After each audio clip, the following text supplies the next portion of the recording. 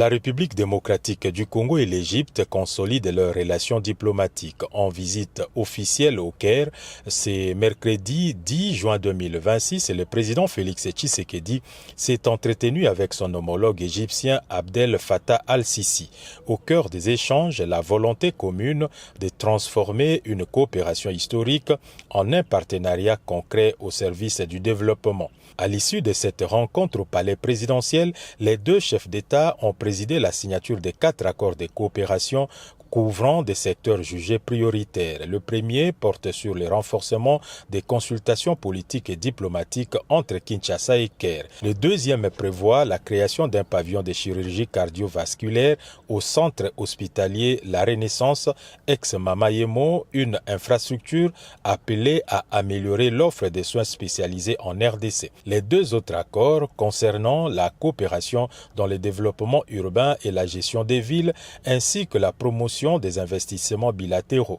Pour Kinshasa, il s'agit d'attirer davantage l'expérience et des capitaux égyptiens dans les domaines stratégiques tels que les infrastructures, l'urbanisme et les services publics. Cette visite a également permis aux deux dirigeants d'évoquer des défis communs auxquels les continents africains est confronté, notamment les questions de santé, d'environnement et de développement.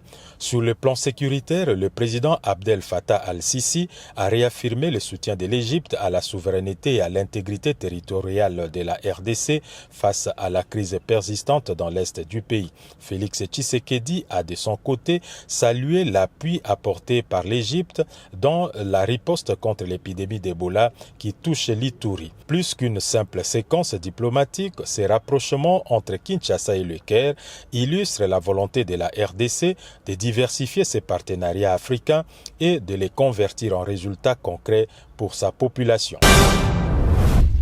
La deuxième réunion de la commission tripartite réunissant la République démocratique du Congo, la République centrafricaine et le Haut Commissariat des Nations Unies pour les réfugiés s'est achevée ce jeudi 11 juin au chapiteau du Pullman Grand Hôtel. Au cœur des travaux, la relance du processus de rapatriement volontaire des réfugiés centrafricains vivant en RDC et des réfugiés congolais installés en République centrafricaine. Les experts des 3 parties ont évalué la situation humanitaire, harmonisé les mécanismes de protection et réfléchi à des solutions durables garantissant des retours libres, volontaires, dignes et sécurisés. La République démocratique du Congo accueille aujourd'hui plus de 200 000 réfugiés centrafricains, principalement dans les provinces du Nord Ubangi, du Sud Ubangi et du Bazuélé.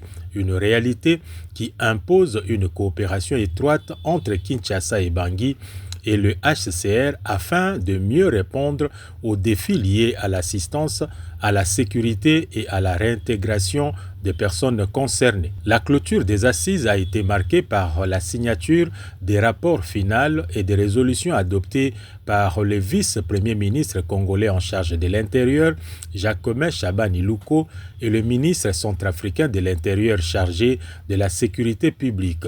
Ces documents consacrent l'engagement renouvelé des deux États à renouveler leur coordination sur les questions migratoires et humanitaires avec l'appui du HCR.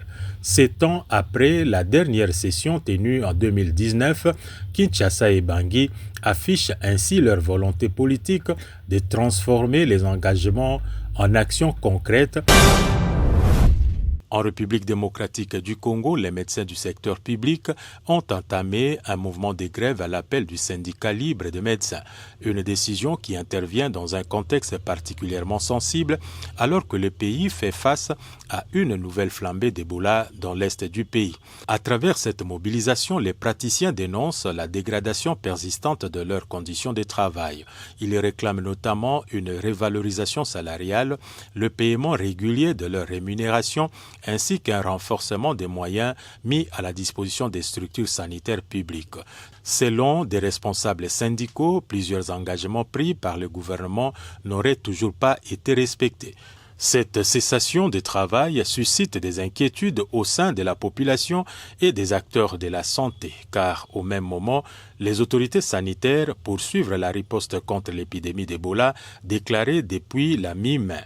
Dans les zones affectées, les équipes médicales restent mobilisées pour identifier des cas suspects, assurer la prise en charge des malades et limiter la propagation du virus. Face aux craintes d'une paralysie du système de santé, les syndicats assurent toutefois que les services d'urgence continueront à fonctionner afin de garantir les soins essentiels.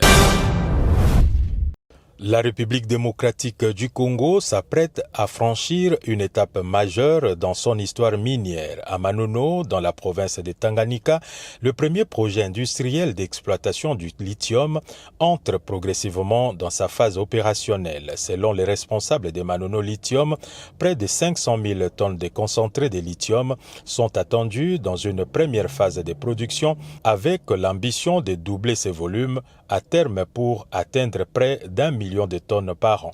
Ce métal, souvent qualifié d'or blanc, est aujourd'hui indispensable à la fabrication des batteries destinées aux véhicules électriques, aux téléphones portables et aux systèmes de stockage d'énergie. Déjà leader mondial du cobalt et premier producteur africain de cuivre, la RDC entend désormais s'imposer comme un acteur incontournable de la transition énergétique mondiale. Les projections indiquent que le site de Manono pourrait figurer parmi les plus importantes exploitations de lithium au monde. Au-delà de l'extraction, les autorités et les opérateurs mettent en avant la transformation locale comme principal enjeu. Une partie de production devrait être convertie sur place en sulfate de lithium grâce à une usine en construction. L'objectif affiché est de créer davantage de valeur ajoutée, de générer des emplois et de permettre au pays de tirer un meilleur profit de ses ressources naturelles. Des investissements sont également engagés dans les infrastructures, notamment la réhabilitation des routes, la construction d'un port et le renforcement des capacités énergétiques de la région. Mais cette promesse économique s'accompagne aussi de nombreuses attentes. Les communautés locales espèrent que cette richesse se traduira par des retombées concrètes. Emploi décent, accès à l'eau, à l'électricité, aux soins et à l'éducation. Pour beaucoup d'observateurs, le défi est désormais clair. Faire du lithium de Manono un véritable levier de développement pour les populations et non une nouvelle illustration de la malédiction des ressources. Entre espoir industriel et exigence sociale, l'avenir du lithium congolais se joue désormais à Manono. À la Régie des voies aériennes, un nouveau siège administratif sort progressivement des terres. Ces projets d'envergure visent à offrir à l'institution un cadre de travail moderne capable de répondre aux exigences d'une administration en pleine mutation. Le futur bâtiment comptera 3 niveaux.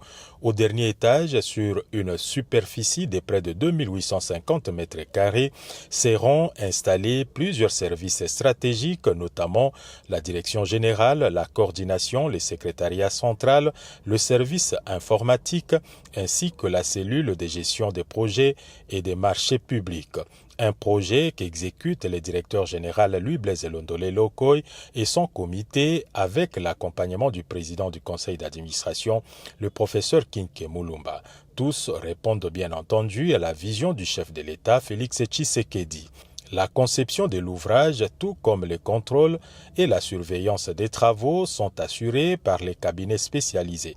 L'exécution a, quant à elle, été confiée à la Société Générale Congolaise. Lancé officiellement le 3 mars 2026, le chantier est prévu pour une durée de 15 mois calendaires avec des travaux qui se poursuivent sans interruption, y compris les week-ends.